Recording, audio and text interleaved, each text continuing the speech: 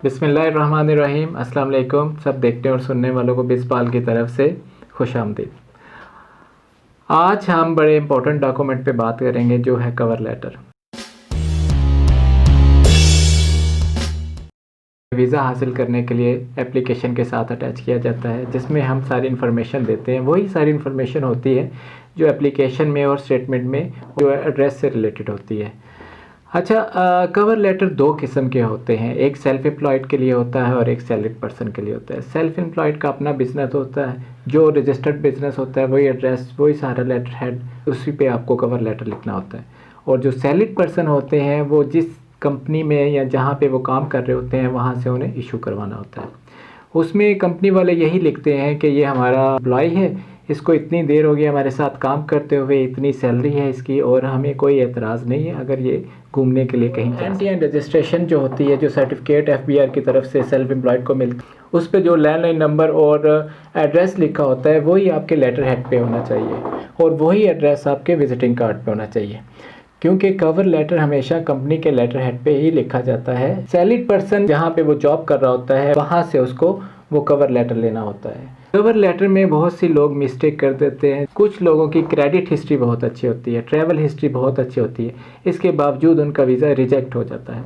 उसकी वजह यही होती है कि उनकी इंफॉर्मेशन जो स्पेशल स्टेटमेंट में होती है कवर लेटर पे वो रिफ्लेक्ट नहीं कर रही होती, वो दोनों डिफरेंट होती है।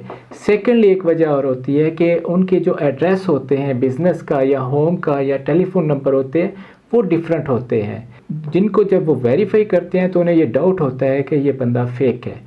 वीज़ा काउंसलर या वीज़ा ऑफिसर सबसे पहले कवर लेटर को ही देखता है, क्योंकि कवर लेटर एक पेज पे आपने अपनी सारी इन्फॉर्मेशन देनी होती है।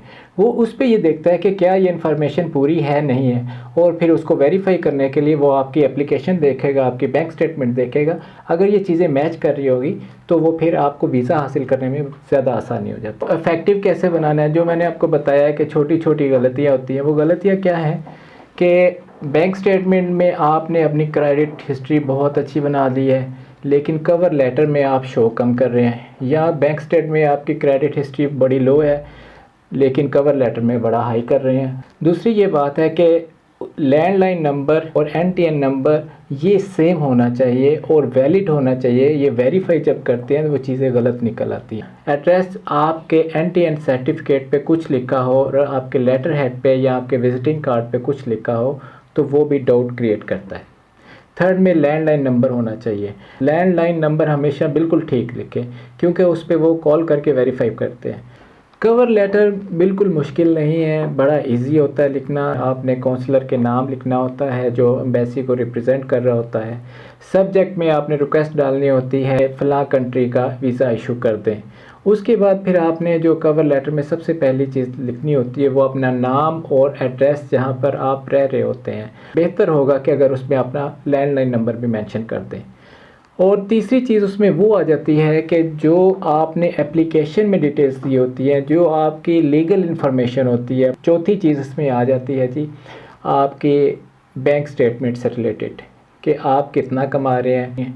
इन चीज़ों को आपस में वो फिर क्रॉस चेक करते हैं। उसके बाद फिर आपने उसमें लाजम लिखना होता है कि ये मेरा एनटीएन नंबर है और ये मेरा एड्रेस है। आपने एक और इसमें चीज़ ये लिखनी होती है, इतना मेरा सोर्स ऑफ इनकम है कि ये सारे अखराजात मैं खुद से बर्दाश्त कर सकता हूँ। और किसी को हेल्प चाहिए हो कवर लेटर को बनाने के लिए तो वो फ्रीली हमारे दिए हुए व्हाट्सएप नंबर से हमसे कांटेक्ट कर सकता है। बहुत शुक्रिया।